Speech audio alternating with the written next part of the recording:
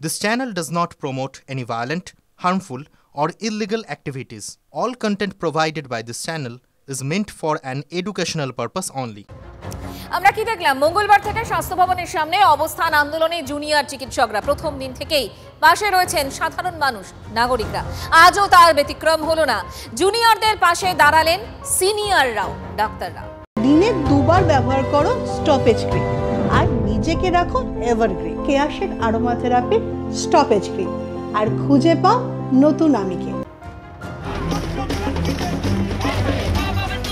Junior ডাক্তারদের আন্দোলনে রাজনীতির খেলা দেখছে সরকার।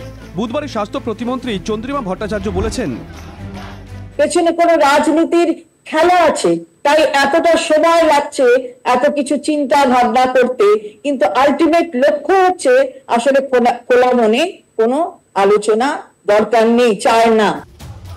পিছনে রাজনীতি থাকুক আর না থাকুক, সামনে জনতার স্বতঃস্ফূর্ত সমর্থন, হাতে হাত সহমর্মীদের ভিড় বাড়ছে জুনিয়র ডাক্তারদের জমায়েতে। দুটো ছবি ভাইরাল, রাস্তায় বসে থাকা তরুণ তরুণীদের কষ্ট থেকে ছুটে এসেছেন সিনিয়র সিটিজেনরা। ভ্যাবসা গরমে হাত পাখা দিয়ে হাওয়া দিয়ে গেলেন, একেবারে মা বাবার মতোই, বারণ করলেও শুনলেন না একটুও।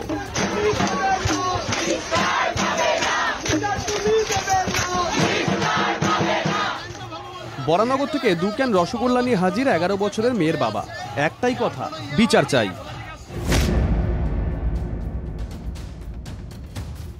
বেঁধে বেঁধে থাকার বার্তা দিলেন সিনিয়র ডাক্তাররা, সাহস জোগালেন, সরকার ব্যবস্থা নিলে পাল্টা ব্যবস্থার হুঁশিয়ারিও দিলেন।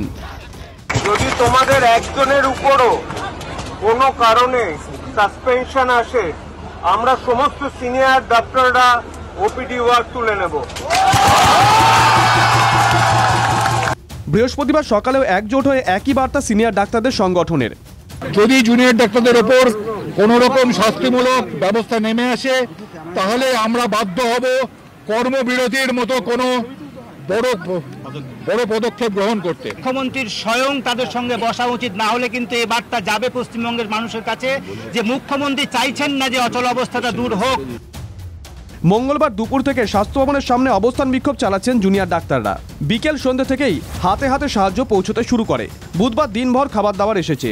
উদ্বৃত্ত খাবার স্থানীয় বস্তির ক্ষুধাদের হাতে পৌঁছে দেওয়ার ব্যবস্থা করেছেন চিকিৎসকরা। বৃহস্পতিবার সকালেও একই ছবি, রাস্তায় রাত কাটানো সদ্য ঘুম থেকে ওঠা ডাক্তারদের হাতে গরম চার কাপ তুলে দিলেন সল্টলেকের বাসিন্দারা। এক আন্দোলনকারীর প্রশ্ন, লালবাজারে যখন আন্দোলনটা হয়েছিল, একজন পাখা বিক্রেতা সে পাখা দিয়েছিল রাজনীতি করার জন্য। ওই যে মা আজকে সকালবেলায় চা দিয়ে গেল, সকালবেলার চাটা যে ভালোবাসা, যে উষ্ণতার সাথে দিয়েছে, সেটা রাজনীতির জন্য। যে দিদি কোনো সাহায্য ছাড়াই মাংসের ভাত, পাতলা ঝোল মাংসের ভাত, মানে যাতে করে সহজ পাচ্য হয়, যাতে করে আমরা খেয়ে অসুস্থ না হয়ে পড়ি, সেটাও রাজনীতির জন্য। কি উত্তর দেবে রাজনীতির খেলা দেখতে পাওয়া সরকার? সোমা দাসের রিপোর্ট, TV9 বাংলা।